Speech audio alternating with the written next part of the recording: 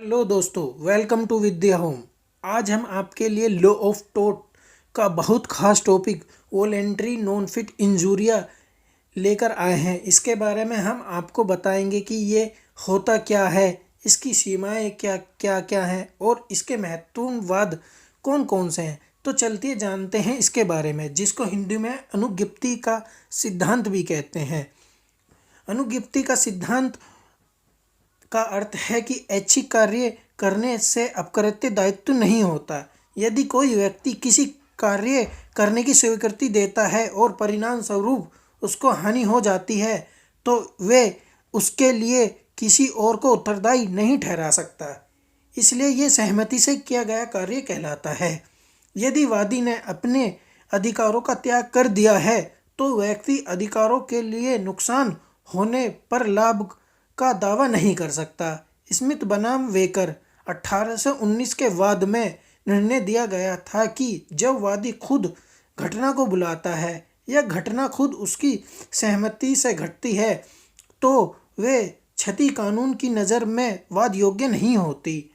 अपकृत्य दायित्व का सामान्य सिद्धांत यह है कि यदि कोई व्यक्ति अपनी इच्छा से क्षतिग्रस्त होने का जोखिम उठाता है, तो ये मान लिया जाता है कि उस व्यक्ति ने सहमति दी थी। परिणाम स्वरूप व्यक्ति क्षतिग्रस्त होने पर वाद क्षति के लिए मुकदमा नहीं कर सकता।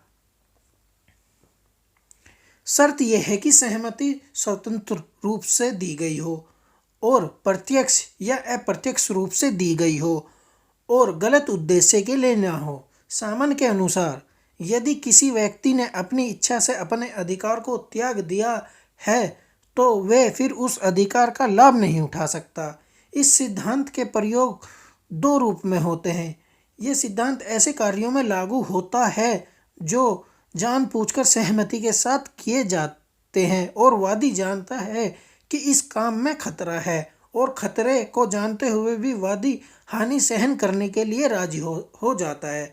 जैसे ऑपरेशन की अनुमति देना। अगर डॉक्टर के ऑपरेशन करते समय कुछ नुकसान हो जाता है, तो डॉक्टर पर वाद नहीं किया जा सकता। और जैसे मुक्केबाजी या बॉक्सिंग मैच में यदि किसी खिलाड़ी को चोट लग जाती है, तो वह वाद दायर नहीं कर सकता। और दूसरे रूप में ये सिद्धांत ऐसे कार्यों में लागू होता है जहाँ क्षति दुर्घटना के रूप में होती है, जैसा झूला झूलने में क्षति का उत्पन्न होना। अनुज्ञप्ति के सिद्धांत की कुछ परिसीमाएं हैं, कुछ लिमिटेशन है। चलते हैं पहली पर। क्या है? सहमति ऐच्छिक तथा स्वतंत्र रूप से होनी चाहिए। Consent must be voluntary and independent. यदि वादी की सहमति कंसेंट स्वतंत्र नहीं है, तो प्रतिवादी जोखिम के लिए उत्तरदायी होगा। जैसे सहमति औपीड़न होता है, यानी रेस्क्यू।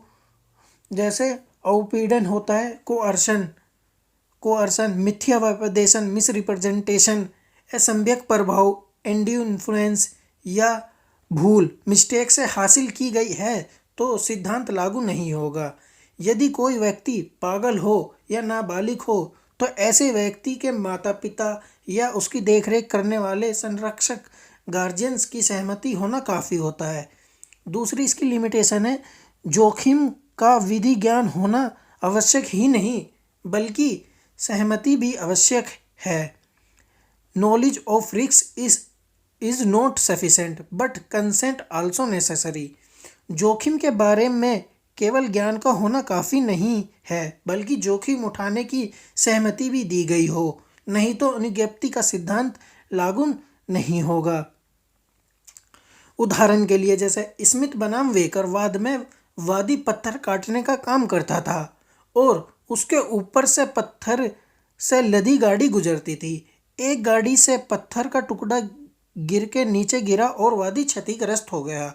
वाद चलने पर प्रतिवादी ने कहा कि जो वादी को जोखिम का ज्ञान था, इसलिए यह माना जाएगा कि उसने इस जोखिम की सहमति दी थी। लेकिन न्यायालय ने निर्णय दिया कि वादी कारीगर को खतरे का ज्ञान तो था, परंतु उसने खतरा उठाने की सहमति नहीं दी थी। इसलिए अनुज्ञप्ति का सिद्धांत लागू नहीं होता और प्रतिवादी क्षति का उत्तरदायी है। नेक्स्ट लिमिटेशन है सहमति अवैध कार्यों के लिए नहीं होनी चाहिए। Consent must be not be given for illegal work. यदि किसी अपकृत्य के लिए वादी सहमति देता है तो वह राज्य विधि के आधार पर अवैध की जा सकती है तथा सहमति के बावजूद प्रतिवादी उत्तरदायी होगा।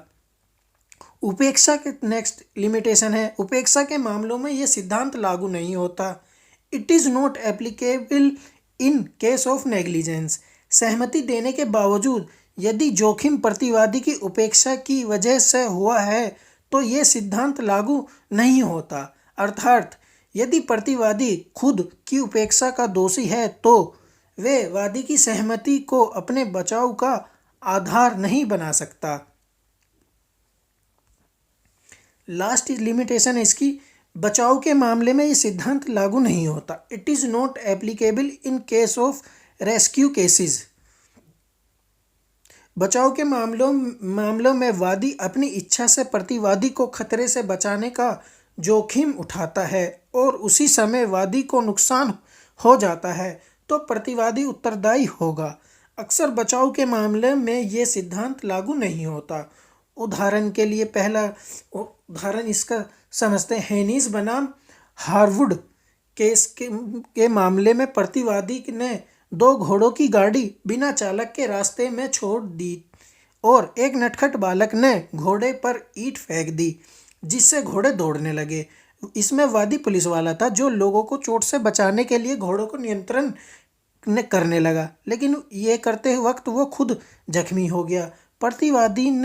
वादी खुद घोड़ों के पास गया था इसलिए क्षतिग्रस्त हुआ, परंतु न्यायालय ने निर्णय दिया कि 2 मौकों पर अनुज्ञप्ति का सिद्धांत लागू नहीं होता जिसमें एक किसी की जीवन की रक्षा की समस्या हो और दूसरी प्रतिवादी के उपेक्षापूर्ण नेग्लिजेंस कार्यों से हालात खराब हो गए हों। दूसरा उदाहरण है इसका हाल बनाम ब्रुकलेंस ऑटो रेसिंग क्लब। वादी मोटर दौड़ क्लब दर्शक दीर्घा में बैठा था और कार उछलकर उसके पास आ गिरी जिससे वे जख्मी हो गया। न्यायालय ने निर्णय दिया कि वादी ने टिकट लेकर जोखिम के बारे में अपनी सहमति दी थी, इसलिए वे क्षतिपूर्ण योग्य नहीं है। जैसे कि आज के टाइम में क्रिकेट मैच देखने अगर कोई स्टेडियम में जाता है टिकट खरीद कर और उसके बॉल लग जाती है तो वो क्षतिपूर्ण के लिए वाद दायर नहीं कर सकता क्योंकि वो टिकट खरीद कर अपनी मर्जी से खरीद रहा है। तो जितना अब तक हमने पढ़ा उस प्रकार हम ये कह सकते हैं कि अपनी इच्छा से उठाई गई हानि कोई विधिक क्षति नहीं होती और ये वाद योग्य भी नहीं होती। यदि कोई व्यक्ति जानबूझकर खुद से किसी संकट को निमंत्रण देता है तो उसके लिए कोई वाद नहीं ला सकता। ये सहमति व्यक्त या अव्यक्त, एक्सप्रेस और इम्प्लाइड कोई भी हो सकती है।